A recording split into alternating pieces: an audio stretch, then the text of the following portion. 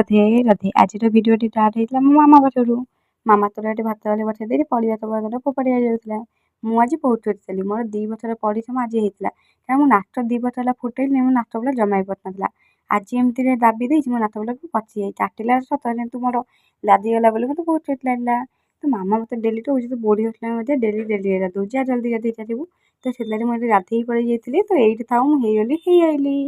ତ ଏଠି ମାମା ଟିକେ ଏଠି ଥୋଇଥିଲା ବୋଲି, ତ ଆମ ଝିଅଟି ମାନେ କାମ କରିବାକୁ ବହୁତ ଭଲ ଲାଗେ। ସେ ମାମା ଟିକେ ଥୋଇ ପଡ଼ିଥିଲା ବୋଲି ଆମ ଝିଅ ଯେତେବେଳେ ଡାଲି ବଜାରରେ ଲାଗିଛି, ସେ ସାନ ହେଲେ କ'ଣ ହେଲା, ସବୁ ଘରର ସବୁ କାମ କରିବାକୁ ଏତେ ଭଲ ଲାଗେ। ସେ ଡାଲି ବଜାର ଦେଇଥିଲା, ଧଡ଼ଟା ବି ତଳି ଦେଇଥିଲା। ମାମା ଆଉ ସବୁ ତଳି ଦେଇଥିଲା। ଆମ ଝିଅ ଯେତେବେଳେ ଡାଲିଟା ବଜାଉଥିଲା, ଧଡ଼ ତଳି ଦେଇଥିଲା।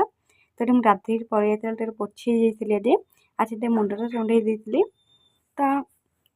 ତ ଆଜିର ମିନି ବର୍ଡ ମୁଁ ଏଇଠି ଅଛି। ଯଦି ଭଲ ହେଇଥାଏ ଗୋଟେ ନିଶ୍ଚୟ ତଳିବେ। ମୁଁ ଆଜିଠୁ ଆହୁରି ଭଲ ଭଲ ଭିଡ଼ିଓ ଆଣିପାରିବି। ତାହେଲେ ଆପଣ ତ ଭଲ ପାଇବା ସପୋର୍ଟ ଦରକାର। ମୋର ବି ଆଶା ଅଛି ଆପଣ ତ ଭଲ ପାଇବା ସପୋର୍ଟ ମୋତେ ମିଳିପାରିବ। ରହୁଛି ଜୟ ଜଗନ୍ନାଥ। ଦେଖା ହବା ଆଉ ଗୋଟେ ମିନି ବର୍ଡରେ।